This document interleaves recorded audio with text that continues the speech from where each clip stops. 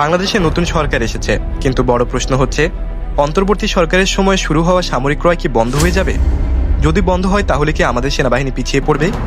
সীমান্ত নিরাপত্তা কি দুর্বল হবে, নাকি থেমে যাবে পুরো আধুনিকায়ন পরিকল্পনা? আজকের ভিডিওতে জানাবো বাংলাদেশ আর্মি আপগ্রেড কেন জরুরি, কি কি কিনতে যাচ্ছে, আর বাতিল হলে দেশে কি বড় ক্ষতি হতে পারে। বাংলাদেশ এখন শুধু স্থল সীমান্ত নয়, সমুদ্র সীমা, আকাশ সীমা সব দিক থেকে কৌশলগতভাবে খুবই গুরুত্বপূর্ণ।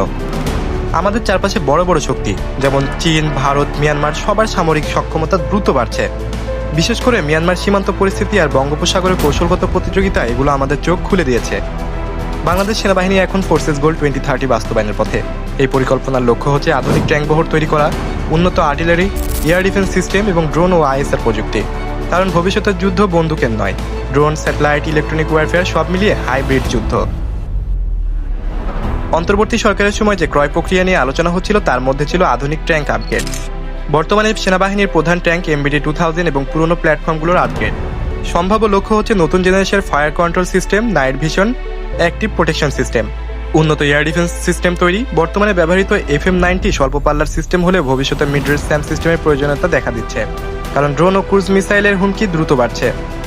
ড্রোন ও নজরদারি প্রযুক্তি, বাইরাক্তার TB2 টাইপের UCAV বা সমমানের সিস্টেম প্রয়োজনীয়তা নিয়ে আলোচনা রয়েছে, কারণ আধুনিক যুদ্ধে ড্রোন ছাড়া অপারেশন প্রায় অসম্ভব।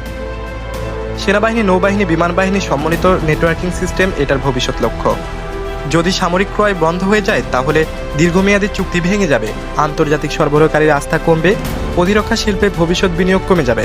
সেনাবাহিনী আধুনিকায়নে প্রায় 5 থেকে 10 বছর পিছিয়ে যাব আমরা। মনে রাখতে হবে, সামরিক চুক্তি হঠাৎ বন্ধ করা মানে শুধু অস্ত্র না কেনা নয়, বরং কৌশলগত অবস্থান দুর্বল করা। বিশ্বের অনেক দেশ সরকার বদলালেও প্রতিরক্ষা পরিকল্পনা ধারাবাহিক রাখে। প্রতিরক্ষা কোনো রাজনৈতিক ইস্যু নয়, এটা জাতীয় নিরাপত্তা। নতুন সরকার চাইলে স্বচ্ছতা বাড়াতে পারে, চুক্তি পর্যালোচনা করতে পারে, দরপত্র প্রক্রিয়া শক্তিশালী করতে পারে, কিন্তু সম্পূর্ণ বন্ধ করা তা দেশের দীর্ঘমেয়াদী নিরাপত্তার জন্য ঝুঁকিপূর্ণ হতে পারে। বাংলাদেশ দ্রুত উন্নয়নশীল দেশ, আমাদের অর্থনীতি বড় হচ্ছে, সমুদ্র সীমা গুরুত্বপূর্ণ হচ্ছে, ভূ রাজনীতি জটিল হচ্ছে। এই সময়ে সেনাবাহিনী আপগ্রেড থেমে গেলে আমাদের কি ভবিষ্যতের চ্যালেঞ্জ মোকাবেলা করার মতো প্রস্তুতি থাকবে? আপনার মতামত কি? নতুন সরকার কি আধুনিকায়ন চালু রাখবে নাকি থামাবে? কমেন্টে জানান। দেখা হবে অন্য কোনো ভিডিওতে। এতক্ষণ ভালো থাকবেন, সুস্থ থাকবেন। আল্লাহ হাফেজ।